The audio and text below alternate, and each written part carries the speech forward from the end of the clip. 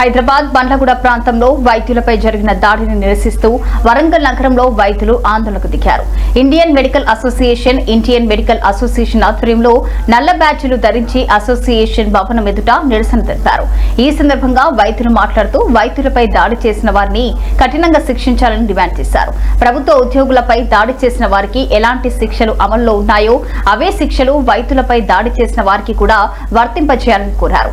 దేశవ్యాప్తంగా వైద్యులపై దాడులు రోజురోజుకు పెరుగుతున్నాయని ఆందోళన వ్యక్తం చేసిన వైద్యులు దోషులను కఠినంగా శిక్షిస్తే తప్ప ఈ తరహా ఘటనలు ఆగవని స్పష్టం చేశారు. వైద్యుల భద్రతకు ప్రభుత్వం తక్షణమే చర్యలు తీసుకోవాలని వారు డిమాండ్ చేశారు.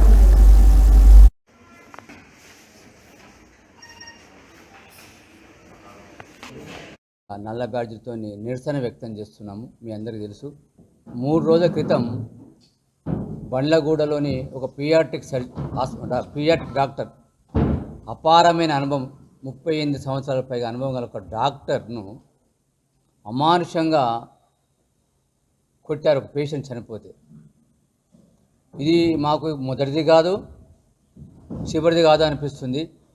ఎందుకంటే వైద్య వృత్తి అన్నిటికన్నా గొప్ప వృత్తి. మానవ సేవే మాధవ సేవ అంటారు. దేవుడు డాక్టర్లో పుట్టినంటారు.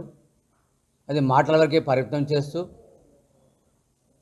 అదే దేవుడైన డాక్టర్ను కొన్ని పరిస్థితుల పట్ల వారు అనుకున్నది కానప్పుడు డాక్టర్లపై భౌతిక దాడులు ఈ మధ్యన పెచ్చిపీరుతున్నాయి, రాష్ట్రంలో కానీ దేశంలో కానీ.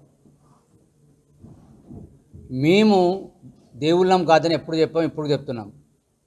మీరు అనుకున్నట్టు మీ దేవుళ్ళం కాదు, మేము మనుషులమే, వైద్య వృత్తి నేర్చుకున్న మనుషులు ఉన్నాం, అంతే తప్పితే మీ దేవుళ్ళం కాదు. దయచేసి మర్చిపోండి.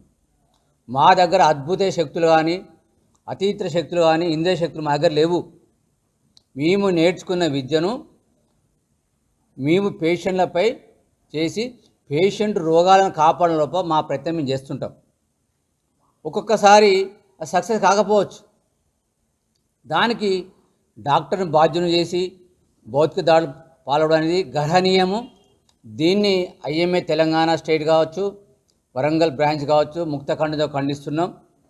మేము రాష్ట్ర కేంద్ర ప్రభుత్వాలు కూడా దయచేసి వినయంగా కోరుకునేది ఏంటంటే, డాక్టర్ అనేది గొప్ప వృత్తి.